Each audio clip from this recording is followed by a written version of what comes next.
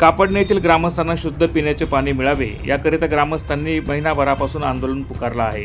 अनेक वेळा निवेदन, तक्रारी तसेच शोले स्टाईल आंदोलन करूनही शुद्ध पिण्याचे पाणी मिळत नसल्याने कापडणेकरांचा शुद्ध पाण्यासाठीचा संघर्ष सुरूच असल्याचं पाहायला मिळत आहे।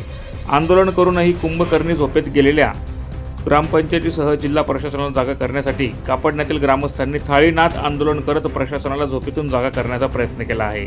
अनेक वेळा ग्रामपंचायत सदस्यांसह अधिकाऱ्यांनी आश्वासने दिली, मात्र शुद्ध पाणी मिळत नसल्याने गावकऱ्यांना अजूनही शुद्ध पाण्यासाठी संघर्ष करावाच लागत आहे। ग्रामपंचायतीसह प्रशासनाने लवकरात लवकर तोडगा न काढल्यास आंदोलन तीव्र करण्याचा इशारा ग्रामस्थांनी दिला आहे। या प्रसंगी नवल पाटील, अरुण पाटील, उज्ज्वल बोरसे, मिलिंद सरदार, बटू वाणी, राजू माळी, प्रेमराज गोसावी, रमेश माळी, छोटू माळी, दत्तात्रय माळी, भाऊसाहेब माळी, प्रणव बच्छाव, ज्ञानेश्वर पाटील, अमोल पाटील यांच्यासह ग्रामस्थ मोठ्या संख्येने उपस्थित होते।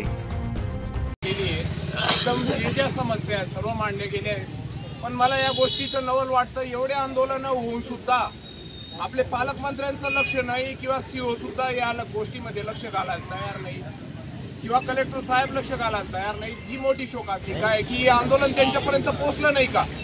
एवढ्या टीव्हीत बातम्या चालू आहे, वर्तमानपत्रात बातम्या चालू आहे, ग्रामसेवक त्यांच्या पद्धतीने काम करतायत, बॉडी माझी मिसेस पण आहे, पण ते त्यांच्या पद्धतीने काम करतायत। कोणतीही सिरियसपणा किंवा गांभीर्य या गोष्टीमध्ये दिसत नाहीत। भ्रष्टाचार समोर स्पष्ट दिसतोय, तरी सुद्धा या गोष्टीमध्ये कोणी काही करायला तयार नाही। ते पाईप वर टाकून दिलेले आहेत, अक्षरशः वर टाकून गटरीमध्ये, नदीला जर पाणी आलं तर ती पाईपलाईन नक्की वाहून जाईल, तरी सुद्धा त्या गोष्टीमध्ये कोणी लक्ष घालायला तयार नाही। एवढी प्रतिक्रिया माझी आहे आणि या गोष्टीकडे लक्ष द्यावं। या गोष्टीचा एक मिनिट,